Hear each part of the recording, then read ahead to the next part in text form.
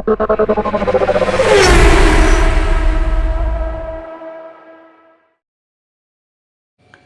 Friends, இன்றைக்கி நம்ம புதினா ரைஸ் எப்படி செய்கிறதுன்னு பார்க்கலாம்.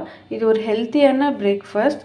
ஸோ அதுக்கு தேவையான பொருள் 1½ வெங்காயம், அப்புறம் 3 பச்சை மிளகா, அப்புறம் 1 பல் இஞ்சி, அப்புறம் 3 பல் பூண்டு, அப்புறம் ஒரு கொஞ்சோண்டு புளி ஊற வச்சுருக்கேன்.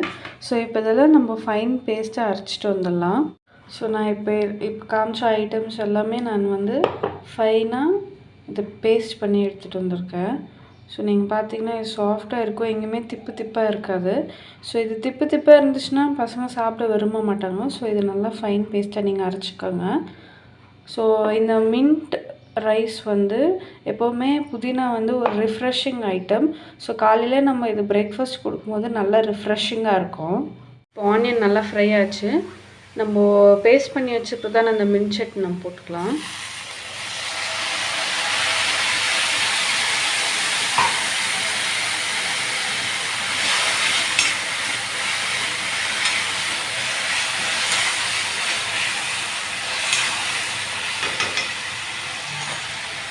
ஸோ நெக்ஸ்ட்டு நம்ம கரைச்சி வச்சுருக்கிறதான அந்த புளியோட தண்ணி நம்ம ஊற்றிக்கலாம்.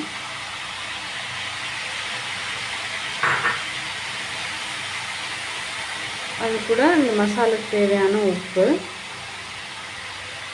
ஸோ இதெல்லாம் நல்லா ஒரு 15 மினிட்ஸ் நல்லா கொதிச்சு நல்லா அந்த பச்சை ஸ்மெல்லாம் போய் ஒரு டார்க் க்ரீன் கலர் வரும். அப்போது நம்ம அந்த பேஸ்ட் ரெடி ஆகிடுச்சு நம்ம நினச்சிக்கலாம். ஸோ இது நல்லா கொதிக்கிட்டோம் ஒரு 15 மினிட்ஸ். ஸோ இப்போ பார்த்திங்கன்னா நான் சொன்ன மாதிரி நல்லா இந்த டார்க் க்ரீன் கலர் வந்திருக்கு. ஸோ இந்த மாதிரி நல்லா பேஸ்ட் ஆகணும்.